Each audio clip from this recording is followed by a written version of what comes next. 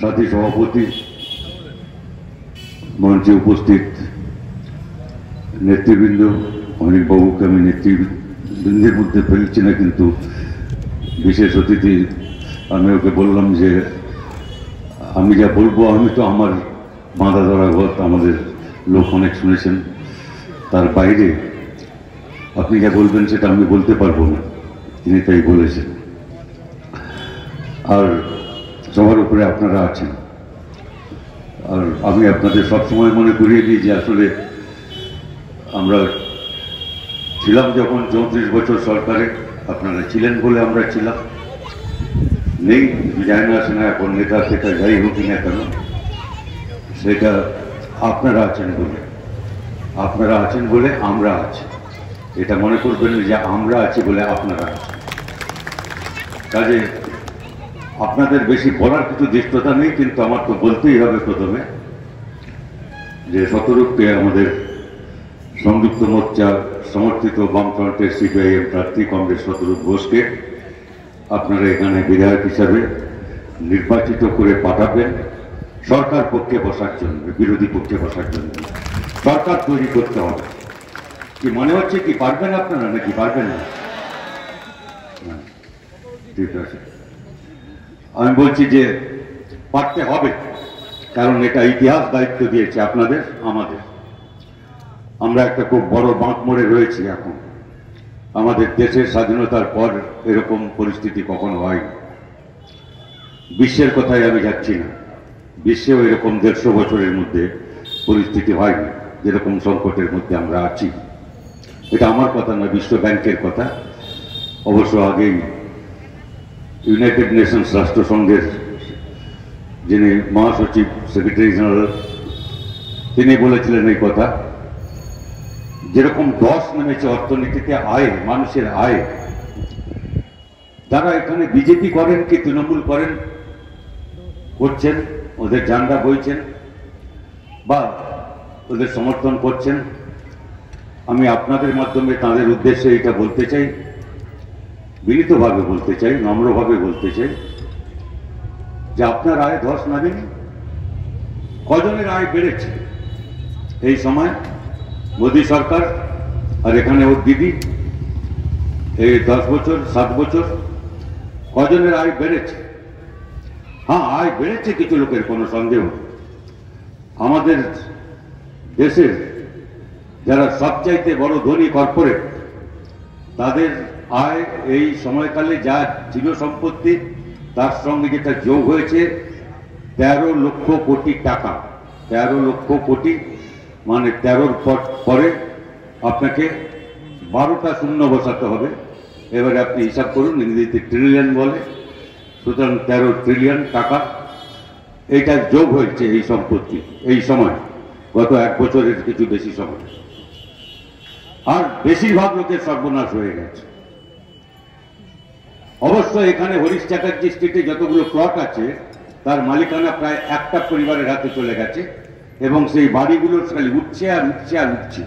তার ভেতরে কি আছে আপনারা, আমি জানি না, আমি দেখিনি।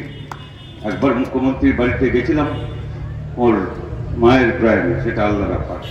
আমরা সবাই বামপন্থীরাও গেছিলাম সমবেদনা জানাতে, সৌজন্য, যাই হোক, সেটা উনি যেখানে থাকেন, তো সেখানে তো আর বেশি ঢুকতে চাইনি আমি তার মধ্যে। কিন্তু আমি বলছি যে এরকম আরো কিছু লোকের সম্পত্তি বেড়েছে। একজন মন্ত্রী আছেন এখানকার, তো ওকে তো আমি চিনি, যখন সরকারে ছিলাম চিনি, যখন বিরোধী দলের নেতা ছিলাম চিনি। আর আমি একসময় ভূমি সংস্কার দপ্তরে মন্ত্রী ছিলাম, আর আমি জানি যে কত জমি, কত প্লট, কি ব্যাপার, বাড়ি ঘর, ফ্ল্যাট, বিল্ডিং, এইসব আমি অনেক কথা জানি। আমি তার মধ্যে যাচ্ছি, লড়াইটা আমাদের নীতি নিয়ে। আমি বলছি এটাই যে আপনি বিজেপি করুন, তৃণমূল করুন, আপনার তো আয় বাড়েনি, বেড়েছে তো আপনি ওদের পক্ষে থাকুন, বিজেপি তৃণমূলের দিকে। আর যদি কমেছে তো আসুন, আমরা লড়াই করছি এই মন্দার বিরুদ্ধে। মন্দা বলে, মন্দা মানে হচ্ছে যদি বেশিরভাগ লোকের আয় কমে যায়, তাহলে তাদের কেনবার ক্ষমতা কমে যায়, জিনিসপত্র বাজারে বিক্রি হয় না, দোকানপাট চলে না, এই পাশে যে দোকান আমি দেখতে পাচ্ছি হয়তো ওখানে চলে না ভালো, তো আর ওই দোকানে যা বিক্রি হয় সেগুলো কলে কারখানায় তৈরি হয়। কলে কারখানায় তৈরি হবে কেন যদি বিক্রি না হয়? কারখানা বন্ধ হয়েছে, 15 কোটি বেকার তৈরি হয়েছে এই সময়। আর ওই প্রধানমন্ত্রী নরেন্দ্র মোদী উনি বলেছিলেন 2 কোটি করে বছরে কাজ দেবে, 7 বছরে 14 কোটি লোক কাজ পাওয়ার কথা। আর তার জায়গায় উল্টে যারা কাজ করতো সেরকম 15 কোটি লোক বেকার হয়ে গেছে। নেই আপনাদের বাড়িতে যারা বিজেপি তৃণমূল করেন, আপনার ছেলে পুলে তাদের কাজে নিরাপত্তা আছে? তাদের বাড়ি বেকার ছেলে থাকলে কাজ পাবেন কোনো নিশ্চয়তা আছে? করোনা অতিমারি যখন হয় তখন কি বিচার করে আপনি বিজেপি না তৃণমূল কে থাকে আপনার সঙ্গে লড়াইতে? শতরূপ ঘোষ আর তার সঙ্গে যারা আছে তারা থাকে ময়দানে নাকি ওরা থাকে ময়দানে? কে থাকে? যে সরকারে আছে সে দরকারে নেই, আর যে দরকারে আছে সে সরকারে নেই। যে দরকারে আছে তাকে সরকারে পাঠান, এটাই তো আমি আপনাদের কাছে আবেদন করতে আসছি। আমার কথা হচ্ছে এইসব কথা অনেক বলবার, আমি তার মধ্যে যাচ্ছি না, কিন্তু মানুষের কাছে যেতে হবে। আর খালি ওদের কি করেছে না করেছে সে সব মানুষ জানে। মানুষের চাইতে কেউ বেশি জানেন নাকি? মানুষ আমার চাইতে তো অন্তর্পক্ষে বেশি জানেন। এখানকার মানুষ এখানকার অভিজ্ঞতা দেখেছেন, জীবনের অভিজ্ঞতা থেকে বুঝেছেন এরা কারা আর আমরা কারা, তারা দেখেছেন। লড়াইটা দ্বিমুখী হবে, ত্রিমুখী নয়। কেউ কেউ বলছে ত্রিমুখী লড়াই হবে, আর ছিল হয়তো কখনো ত্রিমুখী ভাবছিল, কিন্তু এখন দ্বিমুখী হবে। তার কারণ হচ্ছে বিজেপিকে ভোট দেওয়া মানে তৃণমূলকে ভোট দেওয়া, তৃণমূলকে ভোট দেওয়া মানে বিজেপিকে ভোট দেওয়া। এটা বুঝতে কি অসুবিধা আছে? আপনি তৃণমূলকে ভোট দিয়ে পাঠালেন আর দলে দলে সব বিজেপিতে চলে গেল। আর এই মুখ্যমন্ত্রী আমাদের বলিহার, এই মুখ্যমন্ত্রী তিনি বলছেন যারা চলে গেছে তারা তো গদ্দার, আর বাকি আরো কিছু গদ্দার থেকে গেছে যারা এখনো তৃণমূলের হয়ে লড়ছে, তারা নাকি এই ভোট হয়ে গেলে তারপরে তারা যদি যেতে তারা বিজেপিতে চলে যাবে, কত টাকায় বিক্রি হয়ে যাবে ইত্যাদি ইত্যাদি। এটা ইনি বলছে। একে ভোট দেবেন কেন? বিজেপিতে পাঠাবার জন্য যারা তৃণমূলের পক্ষে দাঁড়াচ্ছেন। আর যারা বিজেপি ভেবেছেন, বিজেপি করেছিলেন যে তৃণমূলের অত্যাচারে বাম ফাম এরা কেউ কিছু করতে পারবে না, এখন আপাতত বিজেপিকে দিয়ে দাও, তবে তৃণমূলকে হটিয়ে আগে রাম পরে বাম। বাম কথাটা আমাদের বের করা, তাই ওই খুব কায়দা করে ওরা ছড়াতে এসব অভ্যস্ত। যাই হোক, সেই তো দিয়েছেন, তো রামকে ভোট দিয়েছেন, গত লোকসভায় দিয়েছেন। আর এতগুলো প্রায় উত্তরবঙ্গ ছেড়ে দিয়েছিলেন মুখ্যমন্ত্রী ওদের জন্য, তৃণমূল দল প্রায় ছেড়ে দিয়েছিলেন। আমি নির্বাচনে আগে বলেছিলাম যে উত্তরবঙ্গ আপনি ছেড়ে দিয়েছেন, বিজেপিকে উপহার দিয়েছেন আপনি, আর সেটা ফলাফলে প্রমাণিত হয়েছে। আমি তো জনসভায় বলেছি, রেকর্ড আছে, অনেকগুলো জনসভায় বলেছি, বিশেষ করে উত্তরবঙ্গে। কাজে এটাই তো ঘটনা যে আপনি বিজেপিকে দিয়েছিলেন তৃণমূলকে, আর আপনি ভাবুন বিজেপিতে এখন যতগুলো প্রার্থী দাঁড়িয়েছে তার অর্ধেকের বেশি হচ্ছে তৃণমূল অন্য পার্টির থেকে নিয়ে এসে তারা দাঁড় করিয়েছে। বিজেপি বিজেপিতে নেই, তৃণমূল তৃণমূলে নেই, ছিল না। তৃণমূল তৈরি করেছে বিজেপি। এরা ঠিকই দুটো আলাদা পার্টি, কোনো সন্দেহ নেই। তো আমি এখন যখন জাস্ট গাড়িতে উঠতে এখানে মিটিং আসবো, কেরালার এক চ্যানেল ওনা ওকে জিজ্ঞেস করলেন, বলে আমি উঠে পড়েছি গাড়িতে তখন এখানে আসবো বলে 5 মিনিট 3 মিনিট 2 সেকেন্ড এইসব। তো আমাকে বললো তারপরে যে আচ্ছা, যদি আপনার তৃণমূল যদি একক সংখ্যাগরিষ্ঠতা না পায়, বিজেপিও সংখ্যাগরিষ্ঠতা না পায়, তাহলে আপনারা কি করবেন? আমি তো অনেক দিন ধরে বলছি, কবে ফ্রন্টলাইন ইন্টারভিউ, তখন আমি ওই এক কথার জবাব দিয়েছি, আর জবাব দিয়ে যাচ্ছি, ওকে আরেকবার বললো। আমি বললাম দেখুন ওটা নিয়ে, তারপরে বলছেন আপনারা কি সমর্থন করবেন তৃণমূল যদি না কি বলে সংখ্যাগরিষ্ঠতা না পায়, কি হবে তাহলে, সরকার কি হবে? আমি বললাম বুঝুন আপনি, আমার কাছে ওটা চিন্তার ব্যাপার না। আমার চিন্তার ব্যাপার হচ্ছে যে যদি বিজেপি আর তৃণমূল এরা কেউ সংখ্যাগরিষ্ঠতা না পায়, তাহলে দুটো পার্টি এক হয়ে সরকার করবে, বিজেমূলের সরকার হবে। বিজেপি আর তৃণমূল, যা আমাদের বাংলায় যে কথাটা চালু হয়েছে বিজেপি, এই সরকার হবে। আর আমরা চেষ্টা করছি যে বিজেপি আর তৃণমূল মিলেও যাতে সংখ্যাগরিষ্ঠতা না পায়, সংযুক্ত মোর্চা সেই রকম একটা সংখ্যাগরিষ্ঠতার জন্য লড়াই করছে একটা বিকল্প নীতির ভিত্তিতে। কাজে তৃণমূলকে ভোট দেওয়া মানে বিজেপিকে ভোট দেওয়া মানে তৃণমূল, এ বিষয়ে কোনো সন্দেহ নেই। আর ইনি বলছেন আমি লড়বো বিজেপির বিরুদ্ধে, আর তথাকথিত কিছু নানা রকমের লোক আছেন অবশ্য তারা বলছেন দেখো দেখো বিজেপিটা দখল করে নেবে বাংলা, সুতরাং তৃণমূলকে একটু ঠেকনা দিয়ে একটু তুলে ধরো, তা না হলে বিজেপি বাংলা দখল করে নেবে। অর্থাৎ বিজেপিকে রুখতে বাংলা দখল থেকে তৃণমূলকে আমাদের সমর্থন করতে হবে, এ আমাদের বোঝাচ্ছেন। শুনছি এসব, তো কান গজানোর দিক থেকে শুনিনি, এখন নতুন নতুন কথা সব শুনছি। তো আমি বলছি যে যারা এসব কথা বলছেন যে এই কি বলে তৃণমূলকে সমর্থন করতে হবে বিজেপির বিরুদ্ধে লড়ার জন্য, ওই নন্দীগ্রামে ভোটের দিনটা দেখুন। আমি টিভি দেখি না, কিন্তু ভোটের দিন আমাকে দেখতে হয়, তার কারণ আমি যা খবর পাচ্ছি আর টিভিতে কি খবর আছে তার জন্য আমার দেখতে হয়। আর আমার অন্যদিন তো সময় নেই, ওই দিন ভোটের দিন বসে থাকতে হয়। আমাদের যা কন্ট্রোল রুম বলুন যাই বলুন যা আছে সেখান থেকে আমাদের এটা দেখতে হয়, খবরাখবর রাখতে হয়, হস্তক্ষেপ করতে হয়। আর সেখানে আপনারা সবাই দেখেছেন যারা টিভি দেখেন, 2 ঘন্টা আমাদের মুখ্যমন্ত্রী কাটিয়ে দিলেন একটা বুথে। উনি ওখানে প্রার্থী হয়ে লড়াই করছেন, প্রার্থী হয়ে 2 ঘন্টা ওখানে বসে আছেন। আর কি ওর অভিযোগ কি, যে ওর পোলিং এজেন্টকে তাড়িয়ে দিয়েছে, পোলিং এজেন্ট নেই ওখানে, আর ওরা নাকি সব ছাপ্পা ভোট মারছে বিজেপি। এই ছাপ্পা ভোটের মারবার সেনাপতি ছিলেন, তিনি মুখ্যমন্ত্রীর সেনাপতি ছিলেন আগে, এখন ওদিকে গেছেন, কারণ মামলা গোলমাল আছে আর কি। এই যতগুলো চোর আছে যারা এই সারদা নারদা এসবে কেলেঙ্কারিতে জড়িয়ে আছে, এই সবগুলো বিজেপিতে গেছে। আর তার বিরুদ্ধে লড়াই করার জন্য এই তৃণমূলকে নাকি সমর্থন করতে হবে। আমি বলছি যে দেখলেন 2 ঘন্টায় কি করলেন, উনি কি পোলিং এজেন্ট একজন ওখানে বসাতে পারলেন?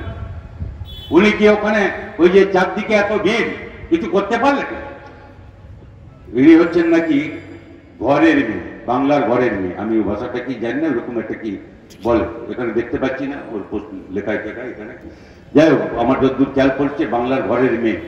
ওকে কেন মেয়ে বলে আমি জানি না, মেয়ে বললে আমি আমার মেয়ে পেয়ে যেরকম বয়স তাদের বুঝি, তারপরে তাদের আমার নাতি নাতনি যা আছে তাদেরও ছেলে মেয়ে বলা যায়, কিন্তু ওকে কেন বাংলার মেয়ে বলছে জানি না। বাংলার মেয়ে হচ্ছে যখন উনি 2 ঘন্টা অচল হয়ে বসেছিলেন ওইখানটায়, আর খারাপ লাগছিল ওই যে একটা এটার উপরে ওই যে এটা কি বলে, হ্যাঁ, হুইল চেয়ারে বসেছিলেন, এটা খারাপ লাগছিল আমার, ভালো লাগেনি সেটা। ঠিক আছে, আমি ওকে আগেও বলেছি, কোন ডাক্তার আপনাকে দেখছি জানি না, কিন্তু আমি যেটুকু চিকিৎসা বিজ্ঞানের জানি আর যখন জেনেছিলাম তারপরে চিকিৎসা বিজ্ঞানে যাতে উন্নতি হয়েছে, আমি বুক ঠুকে বলতে পারি আপনার যাই হয়ে থাকুক 2 দিনে আপনাকে হাঁটিয়ে দেওয়া উচিত ছিল, আপনার কোনো দরকার ছিল না হুইল চেয়ার। এইটাই হচ্ছে চিকিৎসা বিজ্ঞান। তো আমি যাচ্ছি না, কিন্তু খারাপ লাগছিল যে ওইখানে বসে আছেন। তখন আরেকজন প্রার্থী যিনি লড়ছেন, মীনাক্ষী মুখার্জি, তিনি অন্তত পক্ষে 30টার বেশি বুথ ঘুরে এসছেন। সেখানে কোথায় এজেন্ট নেই তো এজেন্ট বসাচ্ছে, কোথায় বাড়ি বের করে দিয়েছে তো ঢোকাচ্ছে, কোথায় ভিড় হয়েছে তো ওই কেন্দ্রীয় বাহিনী রাজ্য পুলিশ ওই মেয়েটার কাছে বাধ্য হয়ে ওখানে ভিড় সরিয়েছে, কোথায় এই প্রিজাইডিং অফিসার এদিকে না ওদিকে পক্ষপাতিত্ব করছে তো ওখানে প্রিজাইডিং অফিসারকে সরিয়েছে, বদল করিয়েছে। যা মুখ্যমন্ত্রী পারেন না, একটা মেয়ে করতে পারে। বাংলার মেয়ে যদি কেউ থাকে তাহলে হচ্ছে মীনাক্ষী, আর বাংলার ছেলে কেউ যদি থাকে তাহলে এই শতরূপরা। এরা লড়বে, বুঝে নিন আপনারা, এটা না বুঝতে কিছু অসুবিধা নেই। ইনি বিজেপির বিরুদ্ধে লড়বেন দেখে মনে হচ্ছে, ওকে বডি ল্যাঙ্গুয়েজ ইত্যাদি যা বলে ওইসব দেখে মনে হলো যে আপনারা কেউ মনে করেন। আমি আপনাদের খালি বলছি যে এইসব কথার চাইতে সবচেয়ে গুরুত্বপূর্ণ কথা হলো যে যা বলছি আমরা কম জানি। আমাদের লেখাপড়া, আমি ব্রিগেডেও বলেছি, এখানেও বলছি, আবারও দায়িত্ব নিয়ে বলবো, 50 বার বলবো, আমৃত্যু বলতে থাকবো। যত লেখাপড়া, পাণ্ডিত্য, বুদ্ধি আমাদের যাই থাক না কেন অভিজ্ঞতা, সেটা আমাদের মোট শিক্ষার অর্ধেকের কম, আর অর্ধেকের বেশিটা শিখতে হয় প্রত্যেক দিন সেই মানুষের কাছ থেকে যে হয়তো কোনো লেখাপড়া শিখেনি, অনেক কম লেখাপড়া শিখেছে, তাদের কাছে আমাদের যেতে হবে। এই বিচার করবেন না ও তৃণমূল করেছিল, ও সেদিন বিজেপির মিছিলে দেখেছিলাম, ও সে আমাকে কীর্তি কেউ করেছিল, এরকম দেখবেন না। মানুষ যদি কেউ সাধারণ মানুষ যিনি এই কি বলে মস্তানি তারপরে তোলাবাজি এসবের মধ্যে নেই।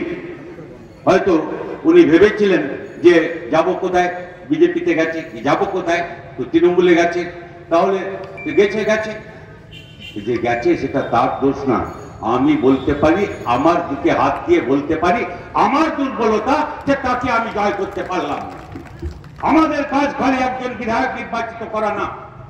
এটা ঠিকই বলেছেন অনিক বাবু যে এখানে খালি আপনাদের বেশি ভোট দিয়ে আপনাদের, তবে আমি জানি যে ওয়ার্ডে কংগ্রেস 17 ঘোষ একটা ওয়ার্ডের জন্য হেরেছিলেন।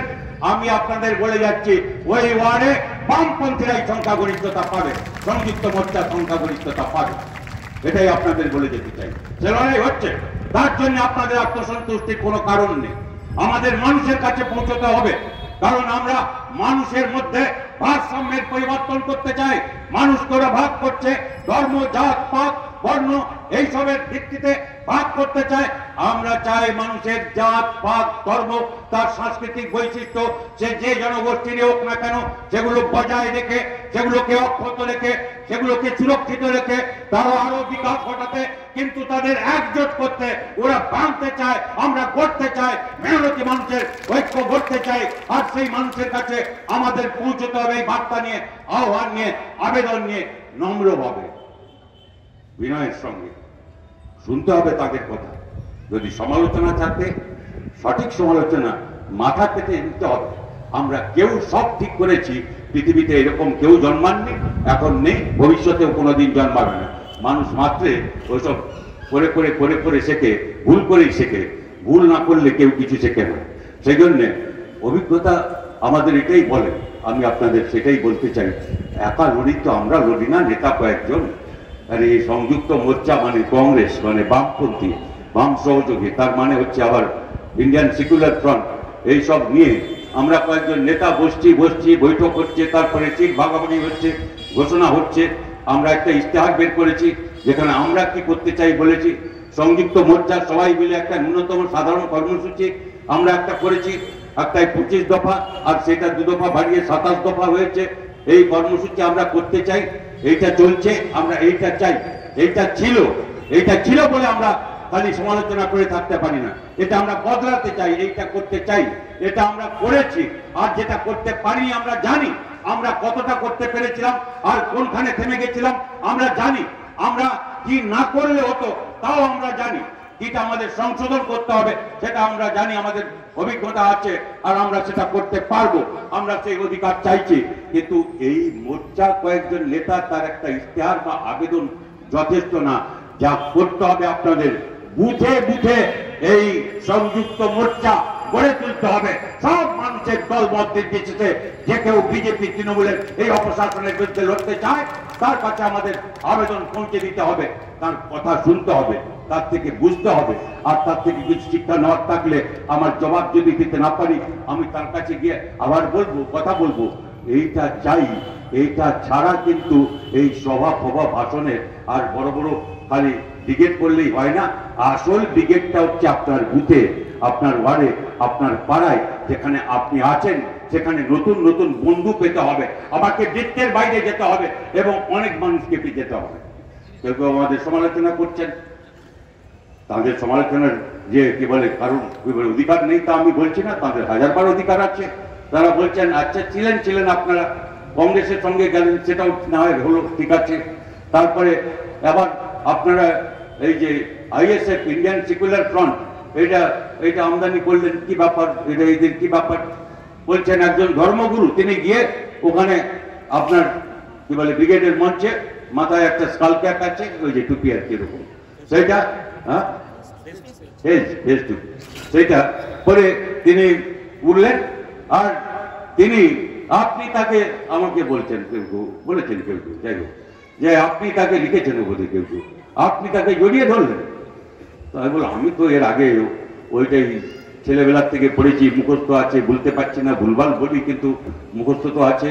গীতাঞ্জলি ওই কবে একটা পুরস্কার দিয়েছিল আমাকে স্কুলে, আর সেটা এই প্রথম কি বলে কবিতার থেকে শেষ কবিতা তখনই পড়েছি। তার মধ্যে অপমানিত একটা কবিতা, যে মানুষের অধিকারে বঞ্চিত করেছো যারে, সম্মুখে দাঁড়ায় রেখে তবু করে দাও নাই স্থান, অপমানে হতে হবে ইত্যাদি ইত্যাদি।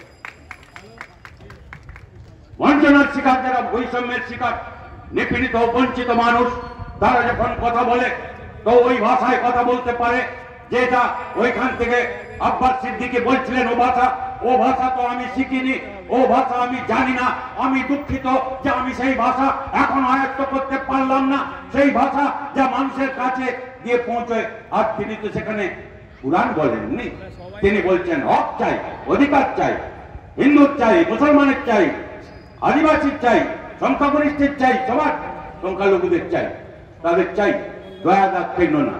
এটা কি উনি ওখানে কোরআন থেকে ওই কি যা জলসাতে বলা হয় তাই বলছিলেন ওখানে? এটা যে বললেন অপরাধ। আপনি ভাবুন 3 দফা 4 দফা নির্বাচন যে হয়ে গেল, আপনি ভাবুন প্রথম আরম্ভ হলো যখন বাঁকুড়াতে একটা, বাঁকুড়া পুরুলিয়াতে একটা কেন্দ্র আইএসএফ লড়েছে। সেখানে যে আইএসএফ এর প্রার্থী তিনি দাঁড়িয়েছেন রায়পুর কেন্দ্র থেকে, বাঁকুড়া রায়পুর কেন্দ্রটা আদিবাসীদের জন্য সংরক্ষিত। তাহলে তিনি তো আদিবাসী দাঁড়াতে হবে সেখানে। যিনি দাঁড়িয়েছেন তিনি তো একজন আদিবাসী মুর্মু, যিনি দাঁড়িয়েছেন ওখানে আইএসএফ এর। আমাদের কেউ না, বামপন্থীদের কেউ না, বরং বামপন্থীদের সঙ্গে কোনো কারণে আগে হয়তো বিবাদ ছিল, ঠিক আছে, বিবাদ থাকলেও তিনি আইএসএফ এর প্রার্থী, তিনি কি মুসলমান? আপনি তারপরে চলে আসুন পশ্চিম মেদিনীপুর জেলায়, ওইখানটায় একটা কেন্দ্রে আইএসএফ লড়াই করেছে। সেই কেন্দ্রটা হচ্ছে চন্দ্রকোনা। ওই চন্দ্রকোনা কেন্দ্রটা সেখানটায় সেটা হচ্ছে শিডিউল কাস্ট, অর্থাৎ তফসিলি জাতি বা দলিতদের জন্য সংরক্ষিত। সেইটা সেখানে আইএসএফ এর প্রার্থী, তিনি কি মুসলমান? তিনি তো শিডিউল কাস্ট, মুসলমান তো শিডিউল কাস্ট হয় না, তা তিনি দাঁড়িয়েছেন। আপনি চলে আসুন পশ্চিম থেকে পূর্ব মেদিনীপুর কেন্দ্রে, মহিষাদল কেন্দ্রে যিনি প্রার্থী তিনি আইএসএফ প্রার্থী, আর তার নাম কি চ্যাটার্জি, বিক্রম চ্যাটার্জি চট্টোপাধ্যায়। তিনি এসটি, তিনি সংখ্যালঘু না। অর্থাৎ এই 3টা জেলার 3 প্রার্থীকে বললাম আমি।